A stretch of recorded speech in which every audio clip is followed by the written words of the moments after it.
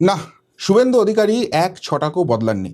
যে শুভেন্দু অধিকারীকে বিরোধী দলনেতা থাকার সময় থেকে খুব ভালো করে চিনতাম, যিনি প্রতিনিয়ত প্রতিক্ষণ বাংলার মানুষের জন্য এবং বাংলার ভালোর জন্য ভেবে চলেছেন, মুখ্যমন্ত্রী হওয়ার পর তার গুরুত্ব এবং দায়িত্ব দুটোই বেড়েছে, কিন্তু বাংলার ভালো এবং বাংলার মানুষের জন্য ভালো ভাবনা সেটা আরও বহু গুণ বেড়ে গেছে। এবং সেটা কনফার্ম হয়ে গেল যখন গতকাল রাত্রে সরাসরি মাননীয় মুখ্যমন্ত্রী শুভেন্দু অধিকারীর সঙ্গে টেলিফোনে কথা বলার সৌভাগ্য হলো। নমস্কার, জয় শ্রীরাম, হর হর মহাদেব। আমি আপনাদের প্রিয় বন্ধু শুদ্ধশীল ঘোষ। বন্ধুরা, গতকাল আমি এই প্রতিবেদনটা করেছিলাম, যে প্রতিবেদনে আমি বেশ কিছু বিষয় নিয়ে গঠনমূলক সমালোচনা করি, এবং তারপরই রাত্রের দিকে আমি শুভেন্দু অধিকারী, মাননীয় মুখ্যমন্ত্রী এবং এই সরকারের অত্যন্ত ঘনিষ্ঠ একজন ব্যক্তির কাছ থেকে ফোন পাই যে তোমার ভাই এই যে প্রতিবেদনের কথা কিন্তু মাননীয় মুখ্যমন্ত্রীর কানে গেছে, আমার মনে হয় তোমার একবার মুখ্যমন্ত্রীর সঙ্গে সরাসরি কথা বলা উচিত। ভয়ে ভয়ে ছিলাম। আজকে তিনি মুখ্যমন্ত্রী হয়ে গেছেন, অত্যন্ত ব্যস্ত মানুষ, ফোন করব, ফোন তুলবেন তো, তার রেসপন্স পাবো তো। বেশ কয়েকবার ফোনও করি এবং যথারীতি তিনি ব্যস্ত ছিলেন, ফোন তুলতে পারেননি, সুতরাং আমার ধারণাটাই বোধহয় ঠিক মনে হচ্ছিল। কিন্তু দেখলাম মোটামুটি মধ্যরাত পেরিয়ে যাওয়ার পর মাননীয় মুখ্যমন্ত্রীর সঙ্গে কথা বলার সৌভাগ্য হলো। কি কথা হলো সরাসরি সেটা আগে শুনে নিন, তারপর আরো বিস্তারিত। নমস্কার, আপনি ফোন করছিলেন, কি ব্যাপার? হ্যাঁ দাদা, একটা খবর এলো যে এই যে না, ওটা আমি দেখেছি, ওই পঞ্চায়েত দপ্তরের তো। হ্যাঁ হ্যাঁ হ্যাঁ হ্যাঁ ওটা অ্যাকচুয়ালি অর্ডার নয়, এটা অ্যাডভাইস করে পঞ্চায়েতের ওই ওন ফান্ড বাড়ানোর জন্য। It's not order or mandatory. আমি এটা জানার পর পঞ্চায়েত সচিবকে বলেছি এটা উইথড্র করতে। No need to create any confusion. হুম হুম। অসংখ্য ধন্যবাদ দাদা, কেননা এই খবরটার পর বহু মানুষের না না, প্রথমত এটা অর্ডার নয়, আপনাদেরও এটা বলার ক্ষেত্রে অনেকটা ক্লিয়ার করা উচিত ছিল। হুম হুম নট অর্ডার। হুম ওরা ওই দপ্তরগুলো নিজেদের পঞ্চায়েত পৌরসভা যাদের নিজস্ব তহবিল আছে হুম কি করে তহবিল বৃদ্ধি করতে পারে সেই জন্য মাঝে মাঝেই পরামর্শ দেয়। হুম একটা পরামর্শ, অর্থাৎ advisory, hmm not any government order. তারপরেও যে কিছু কনফিউশন তৈরি হয়েছে বা আপনারা উদ্বেগ প্রকাশ করেছেন, হুম আমার নোটিশে আসার পরে আমি পঞ্চায়েত সচিবকে বলেছি এটাকে কালকে ফার্স্ট হাফে উইথড্র করে জানিয়ে দিতে, হুম যে এই ধরনের অর্ডার মানে অ্যাডভাইসারিকে উইথড্র করতে বলেছি সিম্পলি। তো এটাও ঠিক, এটা কোনো অর্ডার ছিল না, এটা ছিল পরামর্শ।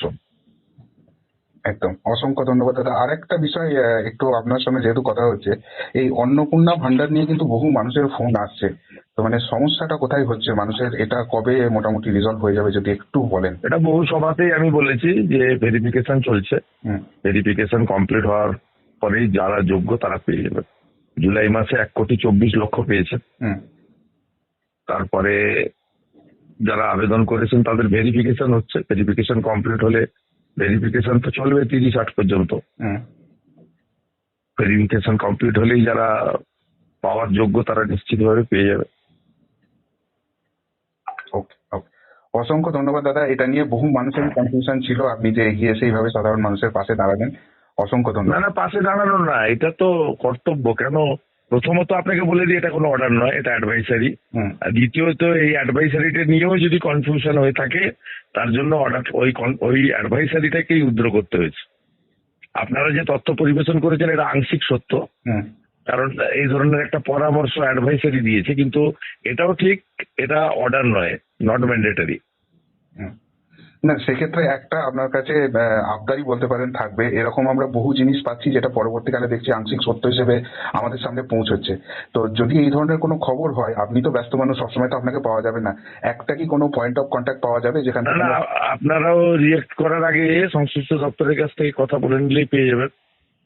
ওখানে তো মন্ত্রী দিলীপ দা আছেন, দিলীপ দা তো অত্যন্ত কাজের মানুষ, বলিষ্ঠ মন্ত্রী হুম, পঞ্চায়েত সংক্রান্ত। অন্য বিষয়ে হোয়াটসঅ্যাপে মেসেজ করবেন, আমাদের যারা পিআরও আছে মানে পাবলিক রিলেশন অফিসার তারা যোগাযোগ করে নেবে। ওকে ওকে, অসংখ্য ধন্যবাদ দাদা। আমরা এমন কোনো সিদ্ধান্ত নিই না, নেব না যেটা জনস্বার্থের পরিপন্থী। তবে এটাও ঠিক যে সরকার যাদের যেটা পাওয়ার প্রয়োজন যোগ্য তাদের জন্য সরকার নিশ্চয়ই ব্যবস্থা করবে। নিশ্চিতভাবে আমরাও সেটাই চাই, কেননা মানুষের বিশাল ম্যান্ডেট নিয়ে এই সরকার এসছে, এটা মানুষের সরকার। এবং যে ডবল ইঞ্জিনের স্বপ্ন আমরা দেখছিলাম যাতে পশ্চিমবঙ্গ আবার ঘুরে দাঁড়াতে পারে, সেখানে আপনাদের হাতেই সব রয়েছে সেখানে। সেটার জন্য তো সকলকে সহযোগিতা করতে হবে, সহযোগিতা করতে হবে সকলকে সহযোগিতা করতে হবে এবং সকলকে জেনে বুঝে নিয়ে মন্তব্য করতে হবে। এবং ধৈর্য এবং পুরো বিষয়টা জেনে শুনে নিয়েই মন্তব্য করা উচিত। আমিও এই নীতিতে বিশ্বাস করি। সরকার তো একটা নিয়মে চলে, আর্থিক শৃঙ্খলার প্রশ্ন রয়েছে, নিয়মের প্রশ্ন রয়েছে, এমন কোনো বেআইনি কাজ আমরা করব না যাতে আমাদের আর্থিক ভাবেও বিশৃঙ্খল হয় এবং কোর্টে গিয়েও সরকার অপদস্থ হয়। এরকম কোনো কাজ সরকার করবে না। হুম, ঠিক আছে, ভালো থাকুন, নমস্কার। একদম গুড নাইট দাদা। শুনলেন বন্ধুরা, মাননীয় মুখ্যমন্ত্রীর সঙ্গে কি কথা হলো, একদম আনকাট পুরো কল রেকর্ডিংটাই আপনাদেরকে শোনালাম। আসলে আমি একটা জিনিস ভেবে অবাক হয়ে যাচ্ছিলাম যে আমরা এর আগে 15টা বছর তো দেখেছি, সেখানে ওই মুখ্যমন্ত্রীর চেয়ারে মমতা ব্যানার্জিকে বসে থাকতে দেখেছি। আমি শুধু ভেবে অবাক হয়ে যাচ্ছিলাম যে এই ধরনের গঠনমূলক সমালোচনা যদি করা হতো, তাহলে এখানে যদি মুখ্যমন্ত্রী চেয়ারে আজও মমতা ব্যানার্জি বসে থাকতেন তাহলে ঠিক কি হতো। আজকে আমার বাড়িতে নির্ঘাত পুলিশ আসতো, আমার বাড়ির দরজা টরজা ভেঙে সমস্ত কিছু নিয়ে চলে যেত। অথচ এখনকার মুখ্যমন্ত্রীকে দেখুন, তার কানে যখন কথাটা গেল এবং তিনি বুঝলেন যে কোথাও একটা কনফিউশন ক্রিয়েট হচ্ছে, তিনি কিন্তু পুরো ব্যাপারটা ক্লিয়ার করে নিলেন এবং মানুষের যাতে কোথাও কোনো অসুবিধা না হয়। হ্যাঁ, এই সরকারের রাজ্যের কোষাগার ভরাবার দরকার আছে, এতগুলো দিকে কাজ চলছে এবং সেখানে বিভিন্ন যে প্রকল্প আছে সেখানের টাকা কিন্তু বহুগুণ বৃদ্ধি হয়েছে, ফলে রাজস্ব বৃদ্ধির একটা জায়গা অবশ্যই দরকার আছে, না হলে সরকারটা চালানো মুশকিল হবে। কিন্তু সেটা কখনোই মানুষের পকেটে টান দিয়ে নয়, যে কনসার্নটার কথা কালকে বারবার বলেছি। এবং এটা ছাড়াও কিন্তু অনেকগুলো বিষয় নিয়ে আলোচনা ছিল, আমি অনেকগুলো পয়েন্ট কালকে তুলেছিলাম। এবার ধরুন, মাননীয় মুখ্যমন্ত্রী, তার প্রত্যেকটা সেকেন্ডের কিন্তু দাম রয়েছে। তিনি অসম্ভব ব্যস্ত মানুষ, তিনি যে তার ব্যস্ততার মাঝখানে আমার মতো একজন পাতি ইউটিউবারের সঙ্গেও এতক্ষণ সময় নিলেন এবং দুটো মেন বিষয় আমার মনে হয়েছিল কনসার্নের জায়গা রয়েছে, সেগুলো নিয়ে বিস্তারিত আলোচনা করলেন এবং মানুষের কাছে পুরো ব্যাখ্যাটা দিলেন। তার জন্য তাকে আন্তরিক কৃতজ্ঞতা এবং ধন্যবাদ জানানো ছাড়া আর কিন্তু অন্য কোনো ভাষা নেই। এবার আরেকটা জিনিস খুব ভালো করে লক্ষ্য করে দেখুন, আমরা দেখেছিলাম মমতা বন্দ্যোপাধ্যায় যখন ক্ষমতায় এসেছিলেন তখন তিনি বলেছিলেন যে এই যে মিডিয়া, এরা গণতন্ত্রের চতুর্থ স্তম্ভ এবং সরকারের যদি গঠনমূলক সমালোচনা করে তিনি মাথা পেতে শুনবেন এবং সেগুলো রেকটিফাইয়ের চেষ্টা করবেন। আমি বলছি না যে কালকে প্রিয়বন্ধু মিডিয়াতে এই প্রতিবেদনটা প্রকাশিত হয়েছে সেই জন্য মুখ্যমন্ত্রী তড়িঘড়ি এটা চেঞ্জ করেছেন। তিনি নিশ্চিতভাবে বুঝেছেন যে এখানে মানুষের অসুবিধা হতে পারে এবং এটা অর্ডার ছিল না, আবারও তিনি ক্লিয়ার করে দিয়েছেন এটা একটা অ্যাডভাইসারি ছিল। কিন্তু তা সত্ত্বেও এটা আসার পর আমাদের মতো যারা মিডিয়া রয়েছে তারা কিন্তু এটা নিয়ে কনসার্ন প্রকাশ করেছি, কারণ আমরাও চাই না যে রাজ্যের ভালো হোক, তার পাশাপাশি মানুষের উপর চাপ আসুক। মানুষের পকেটে টান দেওয়া যাবে না, এটাই আমাদের প্রাইমারি ডিমান্ড রয়েছে এবং সেই জায়গাটায় কনফিউশন ক্রিয়েট হচ্ছে বলে তিনি কিন্তু এত বড় একটা সিদ্ধান্ত নিয়েছেন। তিনি সরাসরি সংশ্লিষ্ট দপ্তরের সচিবকে বলেছেন যে এটা দিয়ে নোটিফিকেশন জারি করুন যাতে কারোর মধ্যে কোনো কনফিউশন দূর না হয়। এবং আরেকটা বিষয় যেটা অন্নপূর্ণা ভাণ্ডার, সেটা নিয়েও তার স্পষ্ট বক্তব্য শুনলেন। দেখুন, আবারও বলছি যে এই সরকার যেটা এসেছে, হ্যাঁ, এদের অনেক ভুল ত্রুটি হচ্ছে, এবার কাজ করতে গেলে ভুল ত্রুটি হবে এবং আমাদের ভূমিকাটা কিন্তু সেইখানে। আমি বারবারই বলেছি, অতীতেও বলেছি যে সরকার যেটা করছে সেখানে যদি কোনো ভুল ত্রুটি জায়গা থাকে সেখানে আমরা গঠনমূলক সমালোচনা করব। এই সমালোচনার জায়গা যদি না থাকে এবং সেই সমালোচনাটাকে যদি সরকার গুরুত্ব না দেয় বরং সেটাকে দাবিয়ে দিতে চায়, তাহলে কিন্তু কি হতে পারে সেটা 4 মে গোটা পশ্চিমবঙ্গবাসী দেখিয়ে দিয়েছে। কিন্তু আমার একটা জিনিস ভালো লাগছে যে এই সরকারের অভিভাবক হিসেবে, এই রাজ্যের অভিভাবক হিসেবে মাননীয় মুখ্যমন্ত্রী কিন্তু সেই রাস্তায় যাচ্ছেন না। তিনি অত্যন্ত গুরুত্ব সহকারে এগুলোকে বিবেচনা করছেন এবং আমাদের মতো মানুষ যখন এই নিয়ে কথা তুলছেন, এইগুলো নিয়ে বলছেন যে মানুষের কোথাও অসুবিধা হচ্ছে, আমরা সরকারের চোখ এবং কান হতে চাইছি। যে গ্রাউন্ড লেভেলের অসুবিধাটা হচ্ছে সেটা সরকারের কাছ অব্দি পৌঁছে দিতে চাইছি। সেটাকে যে এতখানি গুরুত্ব দেওয়া হচ্ছে এবং সেটাকে পজিটিভ নোটে নেওয়া হচ্ছে, এটার জন্য তো আর অন্য কিছু বলার ভাষাই থাকতে পারে না। আবারও বলছি, এই সরকার ভালোভাবে কাজ করুক, দীর্ঘদিন কাজ করুক, ডাবল ইঞ্জিন সরকার পশ্চিমবঙ্গে থাকুক। আমাদের চাওয়া পাওয়া এই একটি জায়গাতেই, কেননা আমরা বুঝে গেছি যে যতক্ষণ পর্যন্ত না রাজ্যের ডাবল ইঞ্জিন সরকার হবে ততক্ষণ পর্যন্ত রাজ্যের প্রকৃত ডেভেলপমেন্ট হতে পারে না। আর সেই জায়গাটাতেই এই রাজ্যে ডাবল ইঞ্জিন সরকারকে রাখার জন্য যদি এই সরকারের কিছু ভুল ত্রুটি আসে, এই রাজ্যের শাসক দলের কিছু ভুল ত্রুটি আসে, আমরা কিন্তু বারবার এইভাবেই সেটাকে তুলে ধরবো।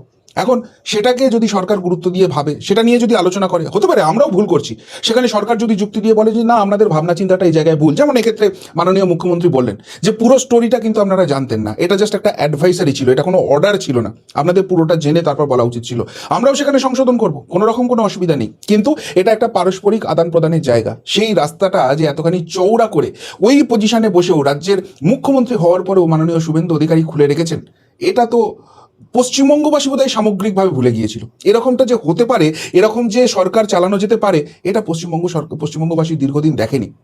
সেই রাস্তাটাই নতুন করে খুলে দিলেন এবং মানুষ যাতে কোনো অসুবিধায় না পড়ে সেটাই যে তার প্রাথমিক লক্ষ্য, তার সরকারের প্রাথমিক লক্ষ্য, সেই জায়গাটা তিনি ক্লিয়ার করে দিলেন। এটার জন্য কিন্তু অসংখ্য ধন্যবাদ। এবার এই প্রসঙ্গে আরেকটা খুব গুরুত্বপূর্ণ কথা আপনাদের বলে রাখি। মাননীয় মুখ্যমন্ত্রী আবারও বলছি, অত্যন্ত ব্যস্ত মানুষ, তার প্রত্যেকটা সেকেন্ড কিন্তু অমূল্য।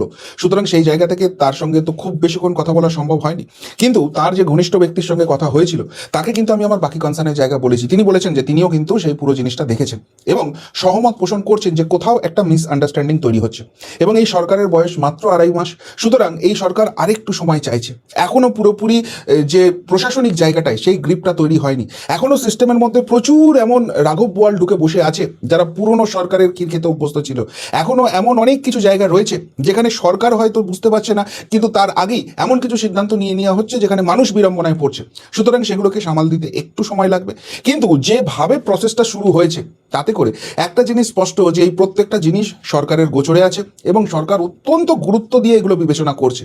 হ্যাঁ, এখন হয়তো কিছু কিছু জায়গায় ক্ষোভ বিক্ষোভ তৈরি হচ্ছে, কিন্তু যত সরকারটার বয়স বাড়বে, যত দিনটা গড়াতে শুরু করবে, সেই জায়গাগুলো কিন্তু ধীরে ধীরে ধীরে ধীরে মিটিগেট হবে এবং এই সরকারের একটাই লক্ষ্য, সেটা হচ্ছে মানুষের কল্যাণ, বাংলার উন্নতি। সুতরাং সেই জায়গা থেকে যদি কোনো এরকম জায়গা থাকে, সরকার কিন্তু আলাপ আলোচনার পথ পুরোপুরি খুলে রেখে দিচ্ছে।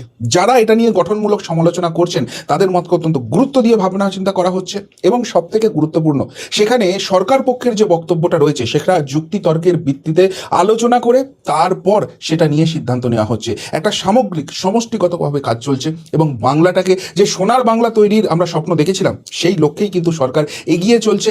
এই বার্তা কিন্তু ক্রমশ স্পষ্ট হচ্ছে। কি বলবেন মাননীয় শুভেন্দু অধিকারীর, মাননীয় মুখ্যমন্ত্রীর এই ফোন বার্তা এবং স্পষ্টভাবে দুটো গুরুত্বপূর্ণ বিষয় যেগুলো আমরা তুলেছিলাম সেই নিয়ে মানুষের কাছে সমস্তটা ক্লিয়ার করে নেওয়া, কোনো কনফিউশনের জায়গা না রাখা, এই নিয়ে যদি কিছু বলার থাকে অবশ্যই কমেন্ট বক্সে কমেন্ট করে জানাবেন। এখনকার মতো এখানেই শেষ করলাম, ফেরত আসছি নতুন প্রতিবেদন নিয়ে খুব তাড়াতাড়ি। ভালো থাকবেন, সাথে থাকবেন, পাশে থাকবেন। নমস্কার।